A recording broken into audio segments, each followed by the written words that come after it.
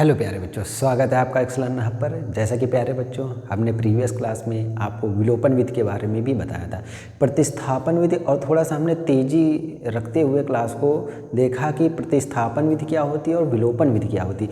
प्रतिस्थापन विधि में प्यारे बच्चों हम क्या करते हैं, एक्स या वाई अर्थात जो भी वहाँ पे चर राशि होगी उसमें से किसी एक का, क्योंकि हम पढ़ के आ रहे हैं दो चरों वाले रैखिक युग्म समीकरण, तो हमारे पास जो चर होंगे वो दो ही होंगे, एक्स वाई के रूप में हो या ए और बी के रूप में हो सकते हैं, अकॉर्डिंग टू क्वेश्चन जैसा भी होगा आप उसको समझ सकते हैं, क्योंकि हमने उसके कई एग्जाम्पल्स और उसके क्वेश्चंस किए हैं।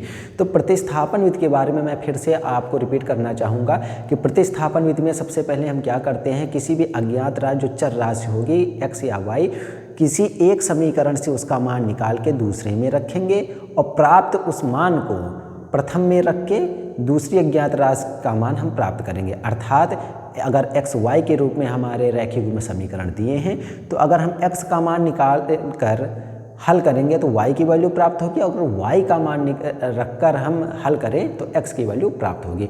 और विलोपन विधि क्या थी प्यारे बच्चों, उसमें हम गुणांकों को बराबर करते थे। अगर गुणांक बराबर पहले दिए हुए हैं, अर्थात अगर हम कोई एग्जाम्पल एक्स वाई के रूप में देखे हैं या कोई क्वेश्चन देखें, अगर उसका गुणांक कुछ नहीं है तो एक ही होता है, तो उस स्थिति में गुणा करने की ज़रूरत नहीं होती है, जोड़कर या घटा के हम उसका सल्यूशन प्राप्त कर सकते हैं।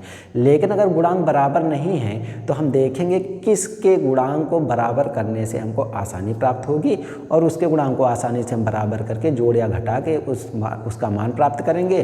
और जब एक चर राशि का मान प्राप्त हो जाता है तो दूसरे चर राशि का मान हम प्राप्त कर सकते हैं, उसका मान किसी भी समीकरण में रखकर। तो प्यारे बच्चों, उसी कड़ी को आगे बढ़ाते हुए हम जैसा कि बता रहे थे कि 3D एक्सरसाइज अपनी स्टार्ट हो गई थी, तो देखते हैं, क्योंकि आपको दशमलव और रूट की क्वेश्चंस आपको क्या करते हैं, आपको थोड़ा सा भ्रम में डाल देते हैं और आप उससे परेशान होने लगते हैं।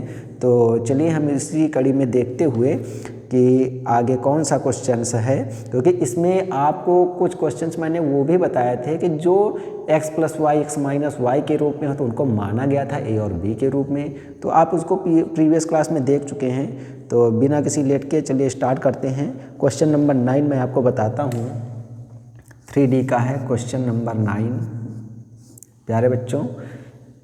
तो क्वेश्चन है, मैं आपको लिख देता हूँ, 2/√x और प्लस का 3/√y इक्वल टू, और जो सेकंड समीकरण है या सेकंड इक्वेशन है तो 4/√x माइनस का 9/√y इक्वल माइनस का 1 है प्यारे बच्चों।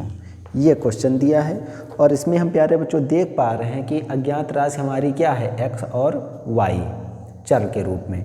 तो हम इसको किस रूप में प्राप्त करें, तो प्यारे बच्चों अगर हम देखें कि 1/रूट ही तो कहा जाएगा, क्योंकि अगर कोई मान नहीं है, अगर यहाँ पर कोई संख्यात्मक मान ना लिखा होता तो एक होता ही है, तो वहाँ एक लिखेंगे, लेकिन नहीं है तो हम एक से गुणा करेंगे तो कोई प्रभाव नहीं पड़ेगा। तो 1/√x 1/√y 1/√x 1/√y।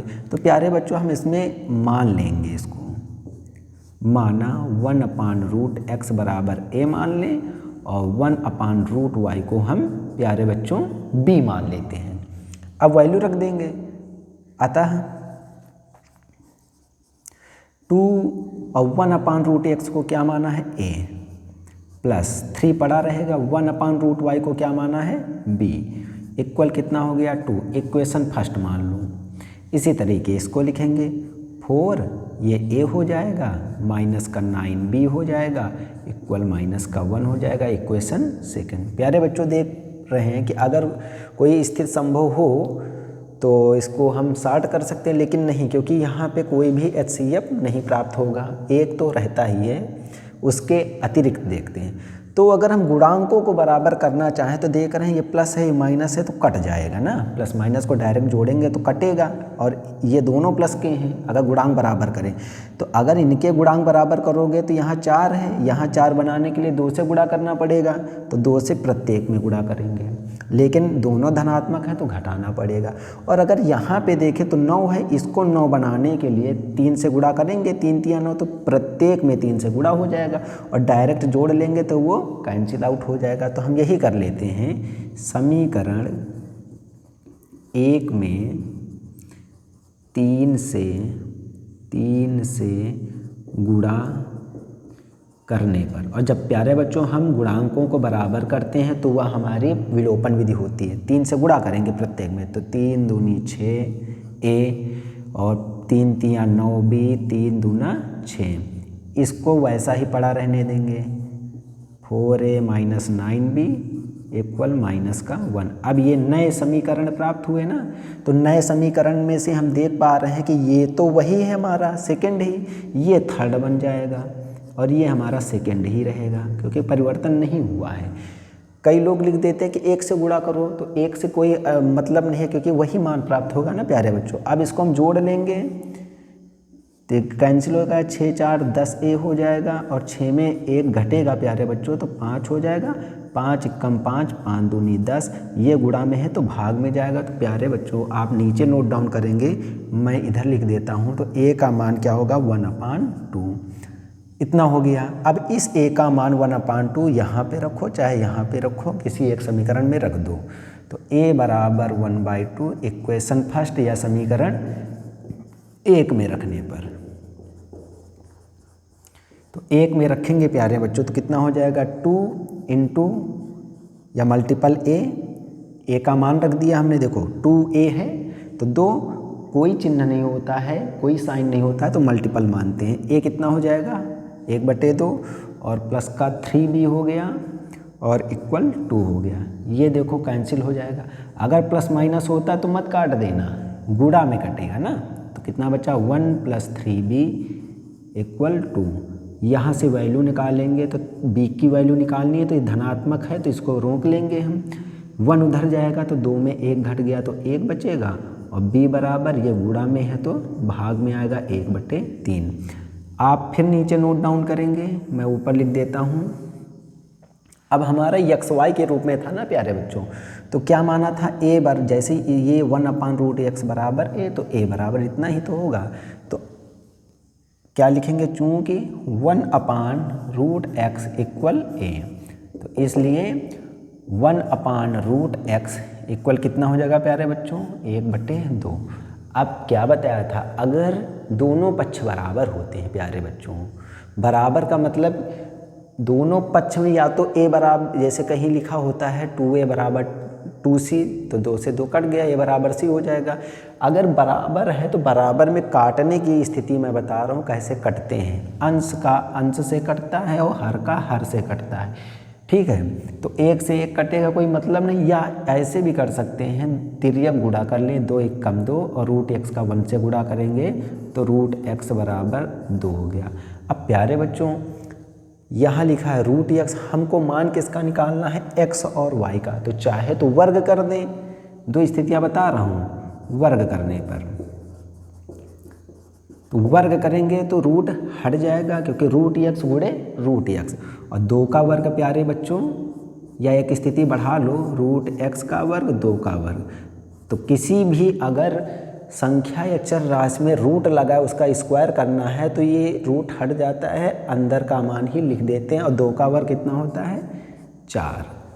अथवा आपको मैं यहीं पे बता देता हूँ, अगर डायरेक्ट आप ये ना करना चाहें तो यहाँ से वैल्यू क्या प्राप्त होगी, x रूट का मतलब होता है प्यारे बच्चों घात 1/2। अगर यहाँ 3 होता अंदर तो 1/3, यहाँ 4 होता तो 1/4, जब कुछ ना हो या 2 लिखा हो तो 1/2 ही होता है, और उधर कितना है 2।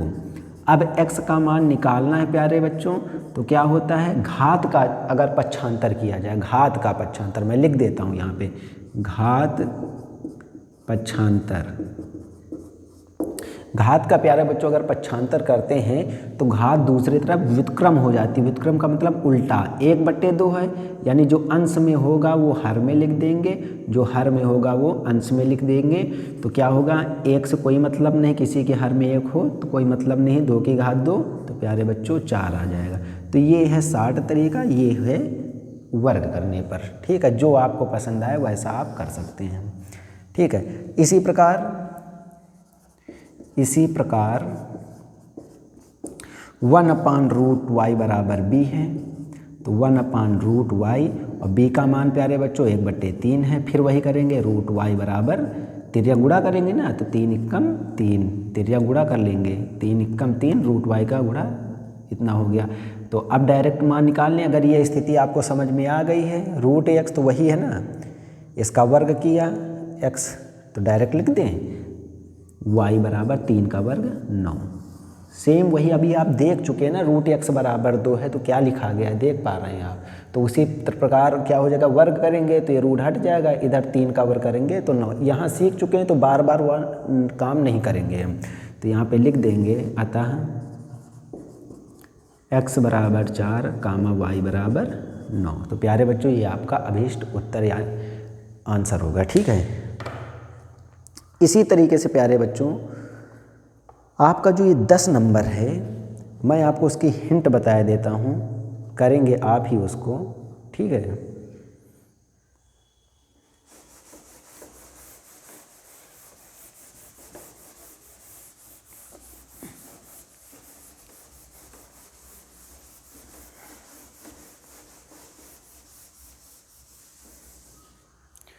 तो प्यारे बच्चों 10 नंबर की हिंट आप देख लें, करना आपको ही है। क्वेश्चन नंबर 10 कह रहा है 7y + 3 माइनस का 2x + 2 = 14।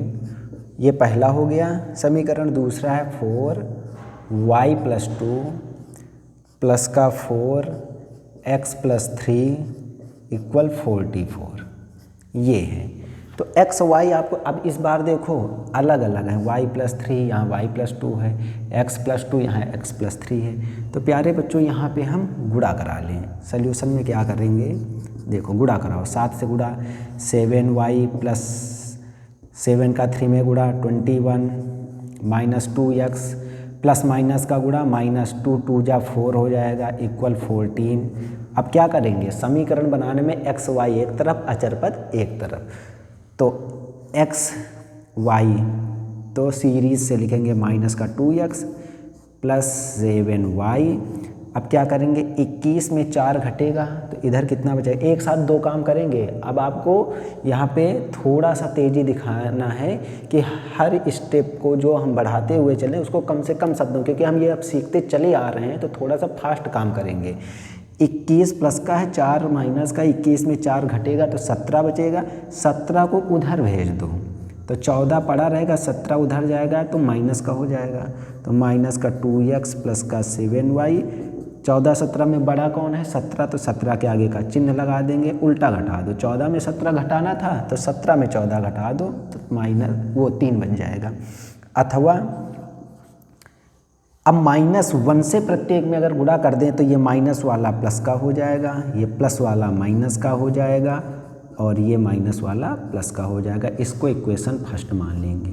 ये मैंने इसलिए कर दिया, आप यहाँ से भी हल कर सकते हैं केवल ये करने के लिए कि x धनात्मक हो जाए, या आप ऐसे भी कर सकते हैं कभी भी अगर स्थिति ऐसे आए और आप सोचें कि नहीं पहला पद धनात्मक हो जाए दूसरा ऋणात्मक हो जाए तो -1 से गुणा वहाँ पे किया जाता है।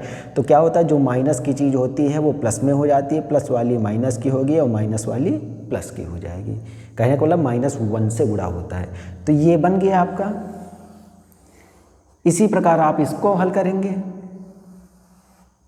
इसी प्रकार अब इसको गुणा करो, 4y प्लस 4 2 जा 8 प्लस 4x प्लस 4 3 जा 12 = 44। अब सीरीज से लिखेंगे 4x ये प्लस 4y। अब 12 और 8 जोड़ेंगे 20 और उधर जाएगा तो माइनस का 20, तो 4x प्लस 4y, 44 में 20 गया 24। अब प्यारे बच्चों अब हम देख पा रहे हैं कि ये 2x है हमारा, ठीक है, और यहाँ पे 2 से अगर डिवाइड कर दें, अथवा 2x हो तो रहा 4 से लेकिन 2 से करेंगे हमको फ़ायदा मिल जाएगा, तो 2x प्लस का 2y = 2 से करेंगे तो 12 बचेगा। ये इक्वेशन सेकंड मान ले। क्यों, जा तो रहा है 4 से भाग, लेकिन हम 2 से करेंगे, क्यों? गुणांक बराबर हो जाएंगे हमारे प्यारे बच्चों। अब चाहे तो आप ये देख रहे हैं कि ये प्लस का है, ये माइनस का है, तो इसको भी फर्स्ट मान के इसको आप हटा सकते हैं, कोई दिक्कत की बात नहीं। और अगर आप चाहें कि ये नहीं लेना, यही हम ले लें, तो लास्ट में देख रहे हैं समीकरण 1 व 2 को जब आप हल करेंगे तो घटाने पर लिखेंगे इस बार, क्योंकि दोनों धनात्मक हो गए ना, और जब घटाने पर लिखेंगे तो धनात्मक वाला माइनस का होगा तो ये कट जाएगा, और ये प्लस का है माइनस का हो जाएगा। इसी तरीके आप सॉल्व कर सकते हैं। अगर कोई दिक्कत हो तो आप कमेंट बॉक्स में पूछ सकते हैं, क्योंकि हम पिछली क्लास में अच्छी तरीके से इन बातों को सीख चुके हैं, बहुत बारीकी से प्यारे बच्चों। तो ठीक है, आशा करता हूँ प्यारे बच्चों आपको ये तरीके और ये कॉन्सेप्ट्स आपको समझ में आए होंगे और ये आपका चैप्टर समाप्त होता है और नेक्स्ट चैप्टर 3E की स्टार्टिंग करते हैं प्यारे बच्चों। तो आइए देखते हैं। कई बच्चों के मन में ये था कि अभी तो हम स्टार्ट कर रहे हैं और आज देखो आपके 15-16 वीडियोज में ही हम करीब चैप्टर 3 में उसके 5वें एक्सरसाइज में पहुंच गए हैं, 3 एक्सरसाइज।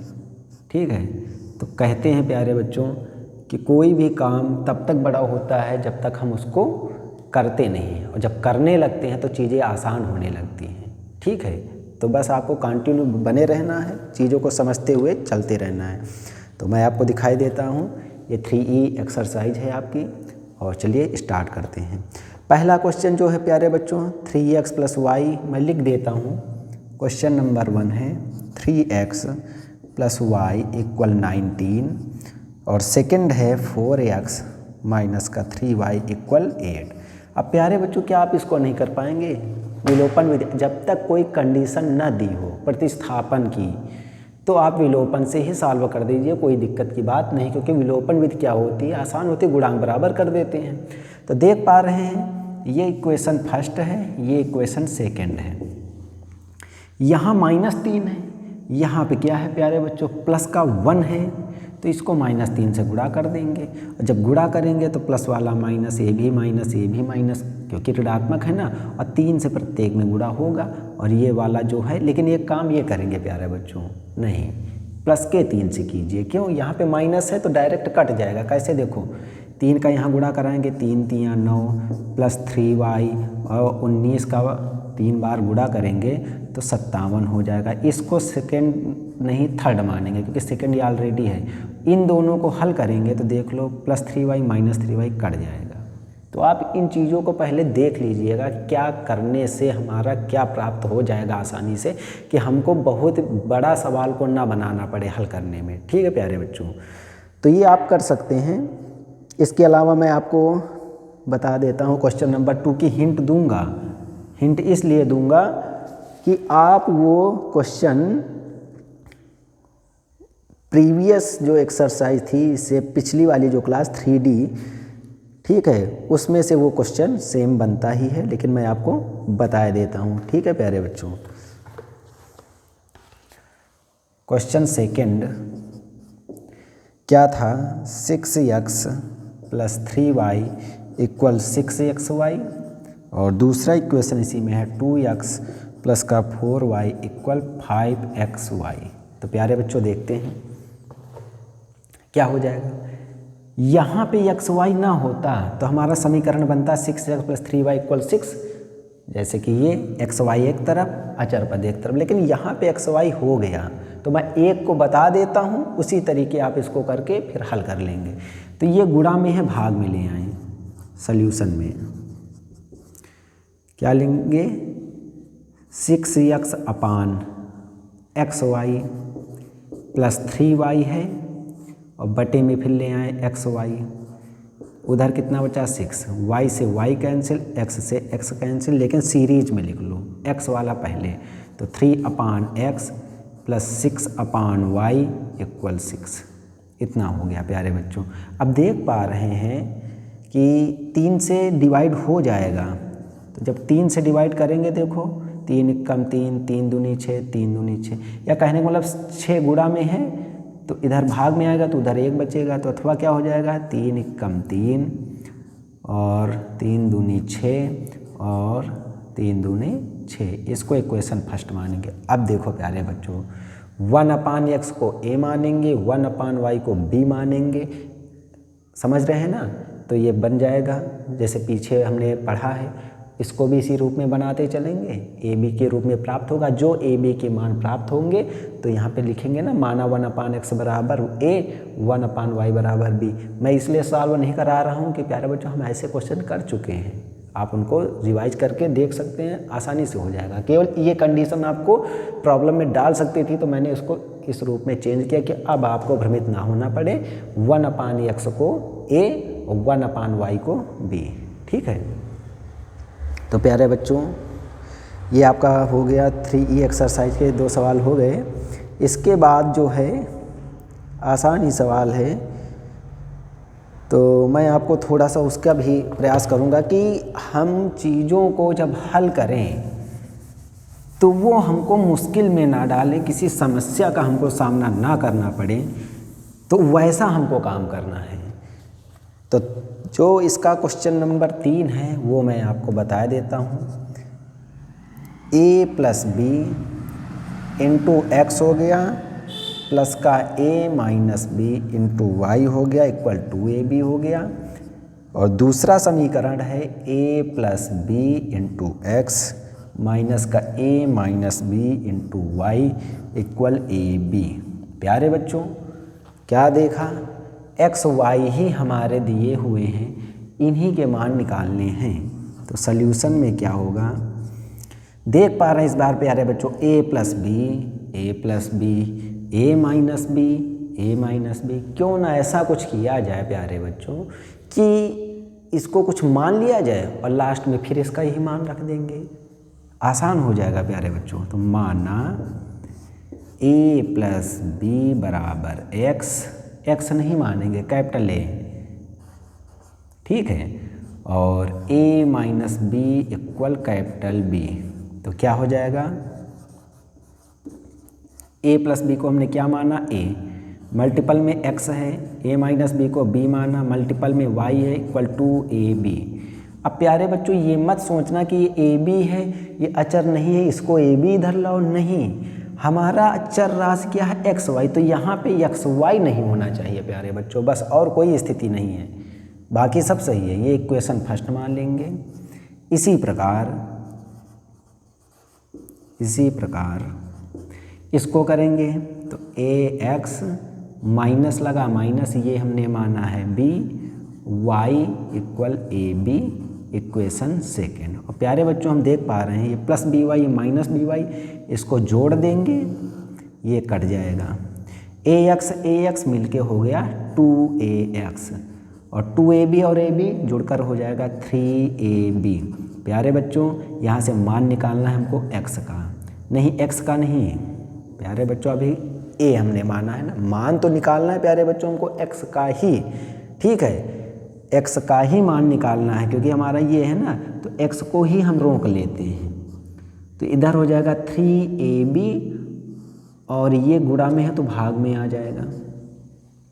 अब क्या करेंगे, x को रोका है 3ab और गुणा में क्या है 2a है, तो 2a हो गया। अब यहाँ पे आप नीचे ही लिखेंगे प्यारे बच्चों, मैं आपको यहाँ बता देता हूँ, एक बराबर, जब ये बराबर ये है तो ये इसके बराबर हो जाएगा, तो या यहाँ पे ये लिख दें a का मान रखने पर, a का मान रखने पर। तो प्यारे बच्चों कितना हो जाएगा, x बराबर 3ab/2 और a की जगह a + b। तो प्यारे बच्चों ये हमारा x का मान आ गया, ठीक है। अब क्या करेंगे हम, अब आगे क्या करेंगे, या तो इस x का मान उठा के किसी एक समीकरण में रख लो, अथवा इस बार जोड़ा गया है अगली बार घटा दें तो ज़्यादा आसान हो जाएगा। समीकरण 1 में समीकरण 2 घटाने पर, 60 में मैंने लिख लिया है, समीकरण 1 में 2 घटाएंगे तो क्या हो जाएगा, ax प्लस का by इक्वल 2ab, दूसरा क्या है ax माइनस का by बराबर ab। देखो तरीके तो हैं, x का मान निकल आया है तो चाहे इसमें रखो चाहे इसमें रखो y निकल आएगा, लेकिन वो थोड़ा सा लॉन्ग हो जाएगा। और प्यारे बच्चों हमें चीज़ों को मुश्किल नहीं बनाना है, आसान बनाना है। तो एक बार जब जोड़ के आ गया है हमारा x का मान a के रूप में, तो a हमारा यहाँ देखो कैपिटल A कहीं नज़र नहीं आ रहा है, तो हम तुरंत दिमाग लगाएंगे कि a को हमने ये माना था तो वह वैल्यू रख दी हमने। दूसरी बार अगर जोड़ने पर अगर हम घटा दें तो हमको y मिल जाएगा, आसान होगा। तो देखो हम जब घटाएंगे, यहाँ लिखेंगे घटाने पर, तो देखो प्लस है, ये प्लस है तो माइनस हो गया, ये माइनस है तो प्लस हो जाएगा, और ये प्लस है तो माइनस, तो प्लस माइनस सेम है, कट जाएगा। सेम का मतलब वही ax। अब प्लस बी वाई ये हो गया 2by। 2ab में ab घट गया तो केवल ab बचेगा, 1ab, लेकिन 1 तो मल्टीपल में होता ही है। अब यहाँ से प्यारे बच्चों क्या करेंगे, आप नीचे ही लिखेंगे, मैं यहाँ लिख देता हूँ। y की वैल्यू निकालनी है तो y को रोक लेंगे, ab बटा 2b। अब b का मान रख देंगे, b का मान रखने पर तो प्यारे बच्चों y बराबर ab/2, और प्यारे बच्चों b का मान कितना है, a-b। तो प्यारे बच्चों हम देख पा रहे हैं x और y के आसानी से मान निकल आए। और अगर ये वैल्यू हम रखते प्यारे बच्चों यहाँ पे, तो यहाँ से फिर वहाँ पक्षांतर करते तो चीज़ें थोड़ा मुश्किल होती। ये नहीं कह रहा हूँ कि उत्तर नहीं आएगा, आंसर नहीं आएगा, आएगा, लेकिन थोड़ा सा मुश्किल हो सकता है, थोड़ा सा 1-2 स्टेप उसमें हमको सॉल्व करने के लिए एक्स्ट्रा लेने पड़ेंगे। तो हमको चीज़ों को मुश्किल नहीं बनाना है। तो आशा करता हूँ प्यारे बच्चों आपको इस समझ में आ गया होगा। और जैसा कि मैंने पहले कहा है कि कुछ टॉपिक्स जब होते हैं वैसे तो हम उनको बीच में नहीं छोड़ सकते, इसलिए हमारी क्लासेस लंबी हो जाती हैं, लेकिन समय को हमको ध्यान में रखना ही है कि आपके ऊपर ज़्यादा प्रेशर भी ना हो और कम शब्दों में और कम समय में हमें ज़्यादा सीखने को भी मिल जाए। तो आशा करता हूँ प्यारे बच्चों आपको चीज़ें समझ में आई होगी, और आज की क्लास को यहीं समाप्त करते हैं। जय हिंद, जय भारत। थैंक यू प्यारे बच्चों।